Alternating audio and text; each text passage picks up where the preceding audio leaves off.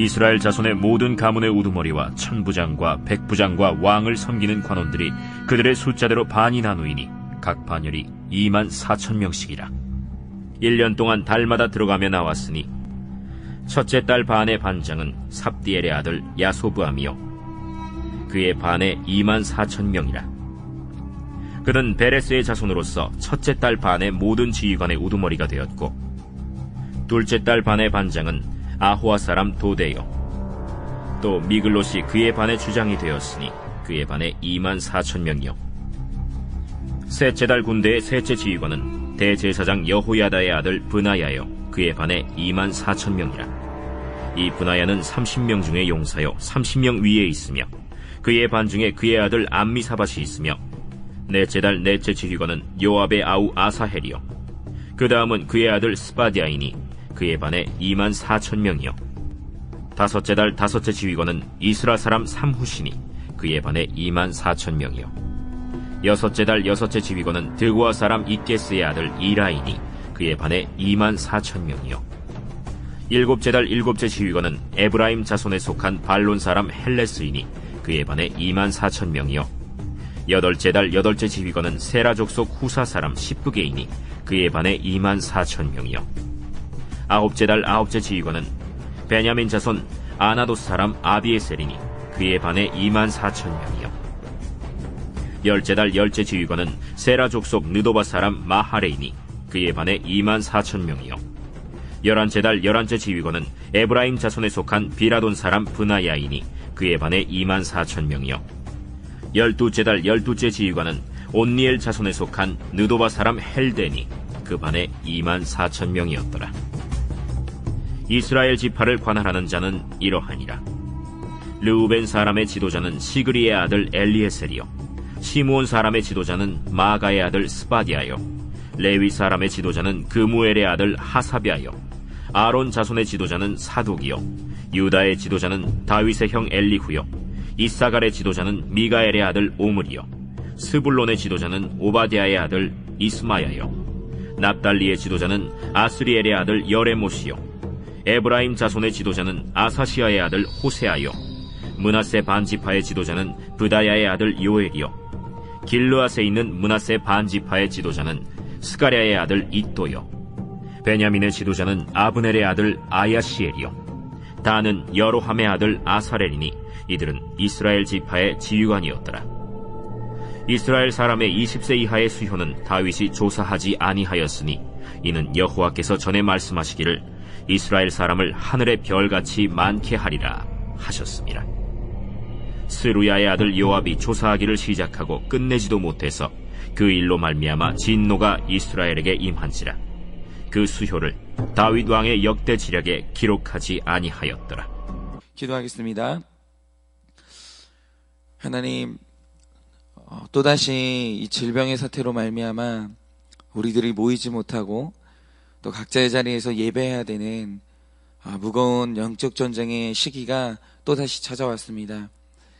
하나님, 영육간에 나의 생명을 지키기 위하여서, 또 나의 삶을 지키기 위하여서, 그리고 나의 신앙을 지키기 위한 이 전쟁이 전 세계 가운데, 그리고 또한 우리의 삶 가운데도 치열하게 진행 중입니다. 하나님, 이 전쟁의 순간에 우리가 해야 되는 일이 무엇입니까? 어찌해야 이 전쟁을 통과할 수 있겠습니까?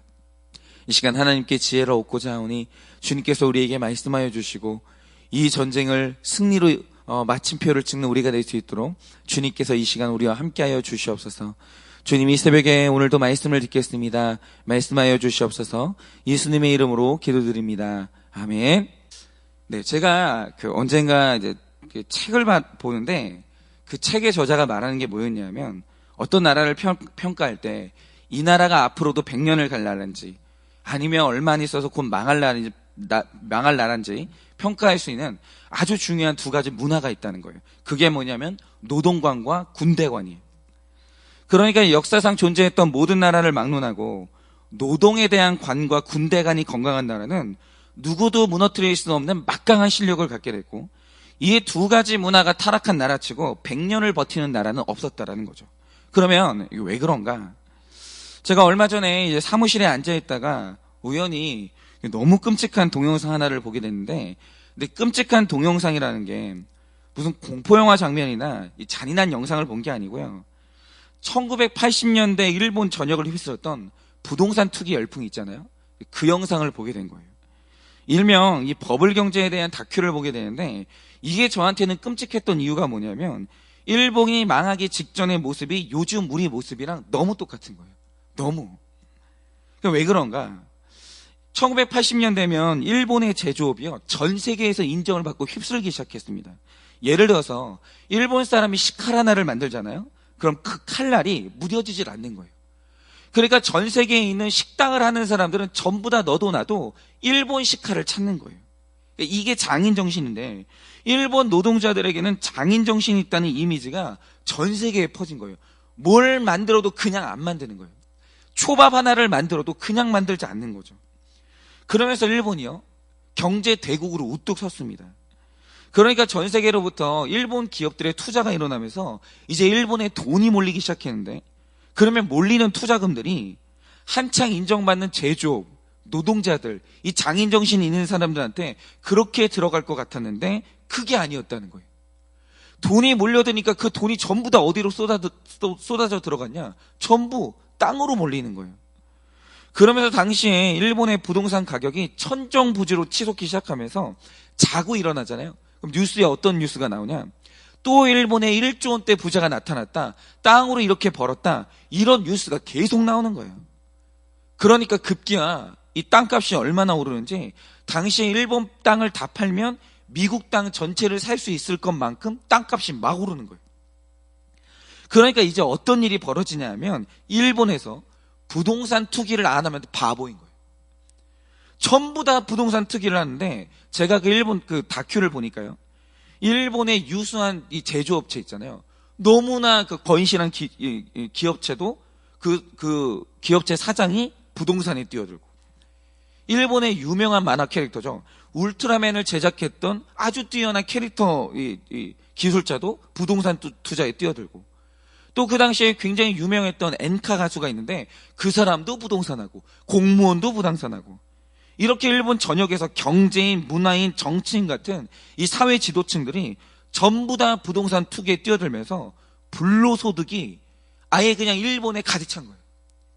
일 안 하고 돈 벌 수 있다, 노동해서 돈 버는 건 바보 같은 짓이다, 이게 일본에 아예 그냥 가득하게 된 거예요.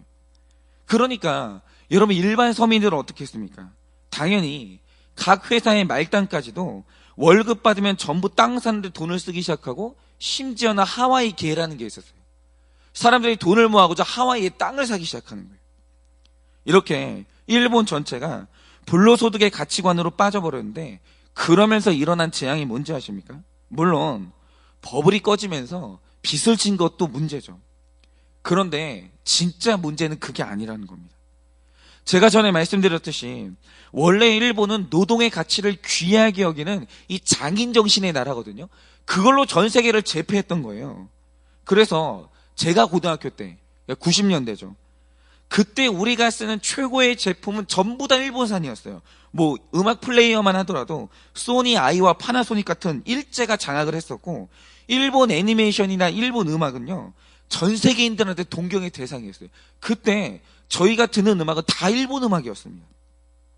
그런데 문제가 뭐냐? 어느 날부터 이들이 부동산 특혜로 불로소득을 꿈꾸기 시작하면서 노동을 멈춰버린 거예요. 그러니까 내가 이렇게 노동해서 돈 버는 게 무슨 의미가 있냐? 그러니까 어떤 사람은 자고 일어나면 땅 투기 잘해가지고 1억을 버는데, 누군가는 열심히 해가지고 200만 원 버는 거야, 한 달에.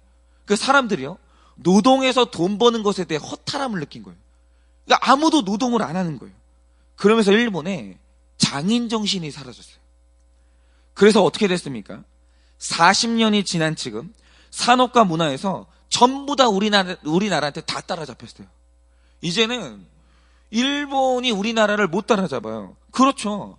아니, 요즘 가전제품 쓰면 사람들이 다 삼성 아니면 LG 쓰지 누가 일제를 씁니까? 그런 사람은 아무도 없어요. 그래서 지금 일본은 침몰의 수순을 밟고 있다는 거죠. 그러니까 어떤 나라를 망하게 만들고 싶다, 그거 되게 간단해요. 방법이 뭐냐면 땅값을 확 올리면 돼요.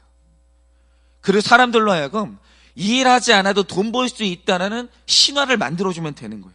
그러면 그 나라는 반드시 망합니다. 반드시.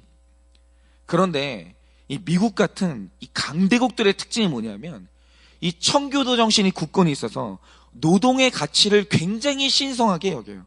그래서 미국을 보면 사회의 지도층들 같은 경우에 땅 투기로 돈 버는 사람이 없어요. 별로.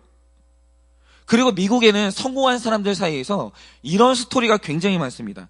대학을 중퇴하고 부모님 차고에서 초라하게 사업을 시작하는 거예요. 아마존도 그렇게 시작했고 애플도 그렇게 시작했고 마이크로소프트도 그렇게 시작했어요. 그런데 그 회사가 인류 기업이 됐다. 이렇게 밑바닥에서 땀과 열심으로 성과를 낸 스토리가, 노동의 스토리가 미국에는 굉장히 많아요. 그래서 미국 사람들은 열심히 노동해서 돈을 버는 사람들을 굉장히 존경합니다.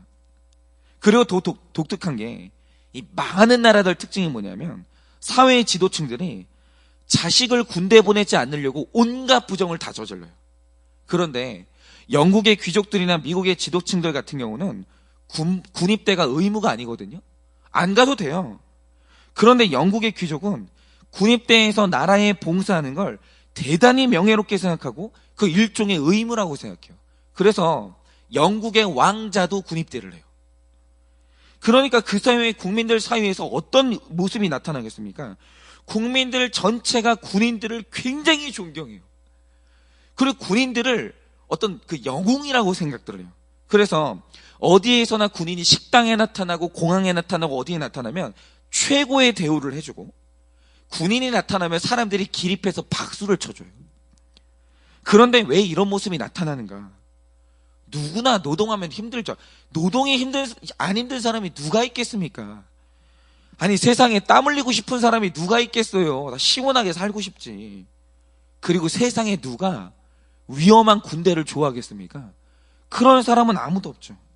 그런데 그 사회의 지도층들이 정직하게 열심히 노동하고 그 사회의 귀족과 지도층들이 먼저 군입대를 하니까 자연스럽게 백성들은 그 길을 따라가는 거예요. 그런데 그렇게 되니까 나라가 탄탄해지는 거죠.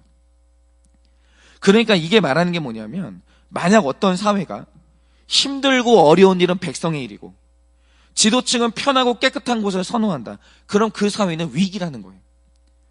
그런데 어떤 사회가 힘들고 위험하고 피 흘리는 일에 지도층이 앞장서고 그것을 명예롭게 여긴다.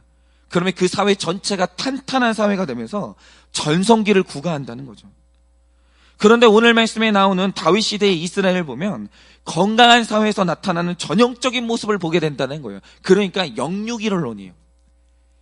사람이 영적으로 탄탄하면 자신의 삶 가운데 생활 예배 가운데 탄탄한 정의로움이 나타나는 거죠. 여러분이 오늘 말씀 1절에서 15절을 보면 오늘 다윗의 군대 조직에 대해서 설명하고 있거든요.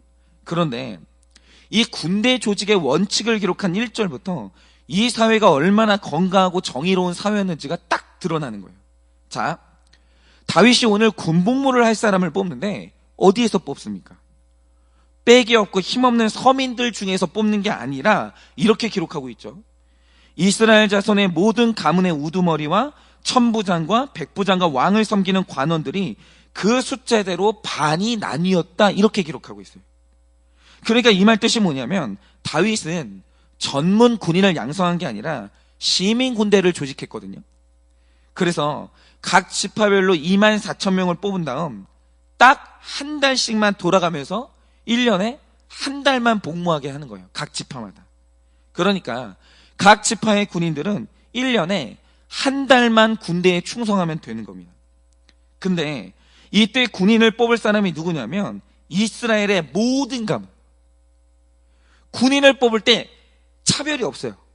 이스라엘의 모든 가문 중에서 다 군대를 뽑고 그 다음에 그 가문의 우두머리 먼저 군인으로 뽑고 천부장과 백부장 이렇게 뽑는 거예요. 그러니까 다시 말해서 힘들고 위험한 군복무를 하는데 귀족과 일반 백성 사이에 군복무에 차별이 없는 거예요. 다윗이 이유 여하를 막론하고 위에서부터 아래까지 다 군복무를 시키는 거예요. 그리고 때가 되면 모두가 함께 군입대를 해서 똑같이 위험하고 힘든 군대에 충성을 하는 거예요. 다윗이 그 원칙에 애누리가 없어요. 그런데 백성들이 그 원칙에 기쁘게 화답하는 거예요. 그런데 오늘 말씀 특별히 5절, 6절을 보면 군대 지휘관의 이름 가운데 특별히 한 가문을 주목합니다. 그래서 이 기록의 뉘앙스를 보면 하나님께서 마치 우리나라에는 이런 가문이 있다? 이렇게 자랑하시는 것처럼 우리에게 소개를 하는 거예요. 그 사람이 누구냐면 이 브나야라는 사람인데 왜 하나님이 브나야한테 주목을 하시는가? 자, 일단 5절을 보면 그의 아버지를 기억하는데 그의 아버지가 누구냐면 이스라엘의 대제사장 여호야다예요. 그런데 여러분은 이스라엘 사회에서 대제사장이 어떤 의미를 갖는지를 아셔야 돼요. 여러분, 백성들 입장에서 대제사장이 얼마나 고마운 사람인지 아십니까?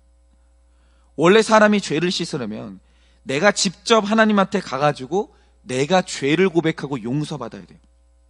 그게 원칙인데 문제는 뭐냐? 당시에는 구약시대라서 죄인이 하나님 앞에 제사할 때 단 하나의 의식만 잘못해도 나답과 아비후처럼 죽는 거예요. 그런데 백성들 중에서는 지식이 부족해서 그 예식을 숙지하지 못하는 연약한 사람도 있고 또 마음이 너무 연약해가지고 지성소에 가면 이게 머리가 하얗게 되고 몸이 얼어버리는 사람도 있는 거예요.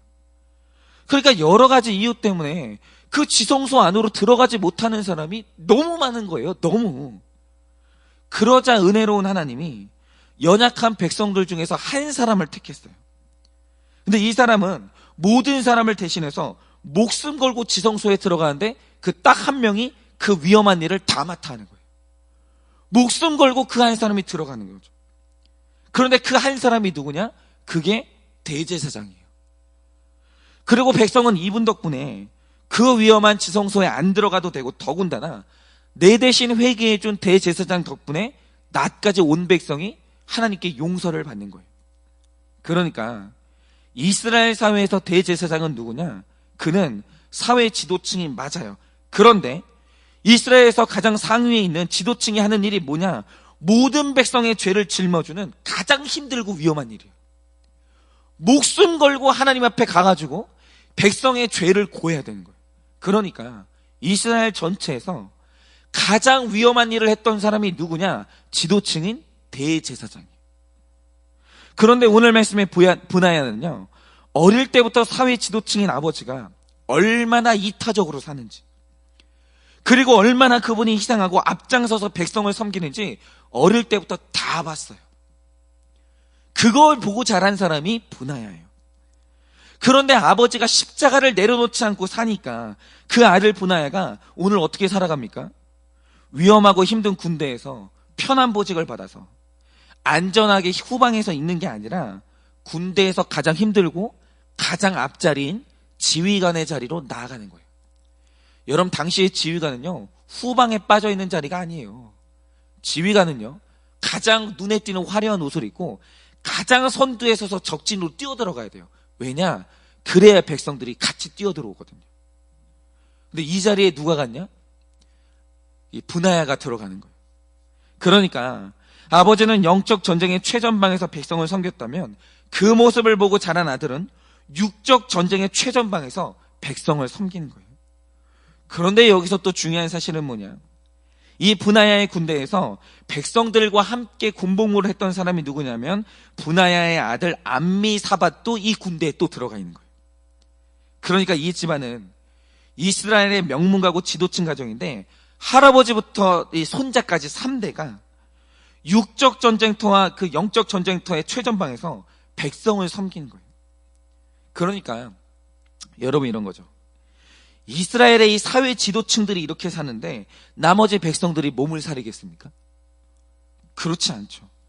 다들 나라 지키는 일, 그리고 하나님을 섬기는 일을 당연하게 여기면서 하나님의 나라가 강성하여 가는 거예요. 탄탄해지는 거예요. 여러분, 이때 이스라엘의 나라는요, 영육간의 전성기였다라는 거죠. 다윗의 나라는 왕부터 지도층이 이렇게 헌신했기 때문에 십자가를 내려놓는 사람이 아무도 없었기 때문에 빛나는 전성기를 구가할 수가 있었던 거예요. 그러니까 제가 이걸 보면서 드는 생각이 뭐냐면 그 사회의 지도층들, 각 교회의 지도자들, 그리고 각 가정의 부모님들이 얼마나 막중한 책임을 지고 있는가.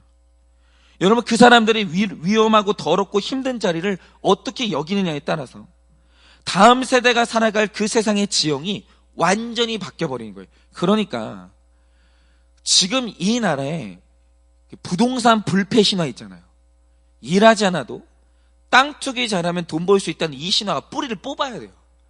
이거 우리 세대 때 뽑지 않으면 다음 세대는요, 노동에서 돈 버는 그 귀한 가치가 완전히 사라져버린 거예요. 근데 그 땅의 노동의 가치가 완전히 땅에 떨어지잖아요. 그 나라에 100년 후가 없는 거예요. 그런 나라가 어디 있겠습니까?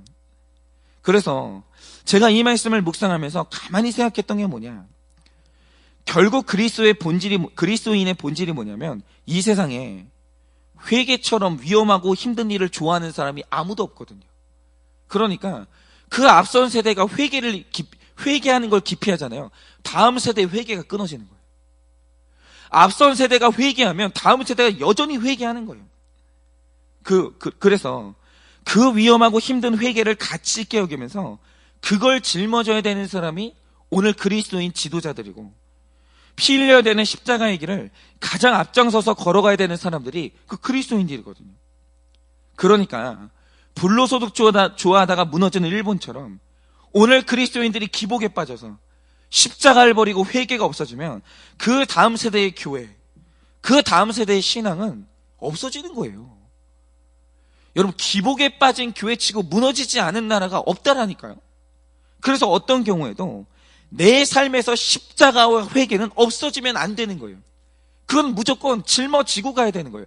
목사도 회개가 있어야 되고 십자가가 있어야 되고, 부모님도 회개가 있어야 되고 십자가가 있어야 되는 거예요. 그거는 어떤 경우에도 내려놓으면 안 되는 거예요. 그런데 지금 전 세계 교회 역사상, 아니 2000년 교회 역사상 굉장히 강력한 시험이 하나 왔어요. 그게 코로나 사태인데, 지금 이 질병의 사태 때문에 우리가 모이지 못하고 각 가정에서 내 신앙, 내 십자가를 내가 지켜야 되는 초유의 영적 전쟁이 벌어지고 있어요. 지금요, 우리가 사역도 중단됐고 모임도 중단되고 모든 게 중단됐어요. 그런데 이 시절은 지나갈 것이고 다시 일상이 회복되면 정말 이 의미 있는 일이 일어날 거라는 생각이 드는데, 왜 그러냐? 자, 지금 우리가 잠시 공동체를 떠나서 각자의 자리에서 예배를 드리고 있습니다. 그런데 각 가정의 지도층인 우리들, 그리스도인들과 부모님들이 지금 내 삶에 이렇게 모든 것들이 끊어졌어도 변함없이 십자가를 지고 회개를 하면서 신앙의 모습을 지켜나가고 있냐라는 거예요. 예를 들어서 우리가 현장 예배할 때는, 그런데 지금은 그게 안 되는 시대잖아요. 그래서 각 가정에서 온라인 예배를 하고 있는데 내 자녀들이 내 예배를 보고 있거든요. 그런데 우리가 온라인으로 예배할 때도 변함없이 예배의 십자가를 지고 부모님이 앞장서서 하나님 앞에 경건함으로 나오고 있냐라는 거예요. 아니면 완전히 흐트러져 가지고 씻지도 않고 자던 옷을 그대로 입으면서 무거운 십자가를 내려놓고 지금 너무나도 가볍게 예배를 하고 있지 않냐라는 거예요. 우리가 다들 직분이 있고 할 일이 있는 주일 예배 현장은 다들 바쁘고 온전한 주일을 보냈었죠. 그런데 온라인으로 전환된 우리의 주일 예배는 어떻습니까? 혹시 예배라는 울타리가 없어지고 어떻게 예배하는지 체크하는 사람이 없으니까, 내 사적인 예배를 지켜보는 사람이 없으니까 온전한 주일의 모습이 무너지면서 주일을 지금 사적으로 사용하고 있지 않습니까? 그런데 이 징후가요, 지금 곳곳에서 나타나고 있어요. 지금 한때 온라인 예배를 길게 드리다가 다시 현장 예배로 전환된 때가 있었잖아요. 그런데 한 번 나갔던 사람들이요, 다시 주일날 못 돌아오는 거예요. 예배를 집에서 드리는 그 편안함에 젖어가지고 이제 현장 예배, 현장의 사역으로 돌아오지 않는 교회들이 너무너무 많다라는 거예요. 지금 사람들이요, 십자가를 벗고 있어요. 십자가를 내려놓고 있어요. 저는 이게 굉장히 중요하다고 생각합니다. 지금 우리 가정의 지도자인 부모님들이 이 코로나 기간에 어떤 모습으로 내 신앙의 십자가를 지켜나가는지 지금 우리 다음 세대는 보고 있어요. 아, 십자가 없어도 신앙생활 할 수 있는 거구나. 아, 회개가 없어도 신앙생활은 얼마든지 할 수 있는 거구나. 지금 만약에 이걸 물려주면 다음 세대의 신앙 100년은 없는 거예요. 지금 거기에 내가 앞으로 살아야 될 신앙의 모습이 뭔지를 우리 다음 세대가 보고 있다는 거죠. 이거는 전 세계 교회가 직면한 치열한 영적 전쟁이에요. 그래서 지금 우리가 모이지 못하는 영적 전쟁일 때 부모님들이 십자가를 내려놓으면 안 됩니다. 부모님이 선두에 서서 또 그 가정의 영적 지도자가 가장 앞장서서 위험하고 두려운 회개를 이뤄내고 어디에 있든지 예배의 십자가를 잘 지고 있으면 바로 그 지도자를 통해서 3대가 튼튼해지는 거예요. 영적인 명문가가 거기에서 탄생을 하는 겁니다. 그래서 지금 저도 이제 마찬가지인데 제가 해야 될 일이 뭐겠습니까? 지금 교회의 성도님들이 안 계세요. 그리고 성도님들이 저를 보는 것은 제 일상을 보는 게 아니라 그냥 화면을 통해서 그날 1시간 드려지는 예배의 모습만 보는 거예요. 그러면 제가 해야 될 일이 뭐냐면 지켜보는 성도님이 없고 우리가 모이지 않는다고 해도 제가 변함없이 기도의 자리를 지키는 거예요. 예배의 십자가를 철저히 지키는 거예요. 제가 이런 시대라고 해서 그래 이제 목회를 좀 이 기간은 편안하게 해야 되겠다. 교회에 대한 고민을 내려놓고 나도 좀 누려야 되겠다. 이게 아니라 내가 영적 최전방에서 이 목회자가 보이지 않는 곳에서 여전히 회개하고 나 혼자 생활 예배를 잘 치러내고 있으면 하나님께서 반드시 이 교회를 지켜주시고 우리 성도님들의 영적인 삶을 지켜주실 줄을 믿어요. 그래서 저는 이 코로나 사태 때도 여전히 이 큐티 설교를 내려놓을 수가 없는 거예요. 누구랑 나눌 수가 없는 거예요. 오히려 더 치열하게 이 예배를 제가 지켜내야 되는 거예요. 그러니 오늘 구속사의 지도자가 되고 있는 이 설교를 날마다 듣고 있는 우리 성도님들이 변함없이 십자가를 지셔야 돼요. 상황이 어떠하든 간에 십자가를 지는 내 삶은 변함이 없어야 됩니다. 그리고 여전히 어디에서나 회개를 이뤄내야 돼요. 변함이 없어야 돼요. 왜냐하면 지금 내 뒤에서 내 후손들이 내 주변 사람들이 보고 있기 때문입니다. 그래서 우리가 변함없이 십자가를 잘 짐으로 말미암아 우리 3대가 하나님께 복을 받는 놀라운 축복이 우리 삶에 있기를 예수님의 이름으로 축원을 드립니다.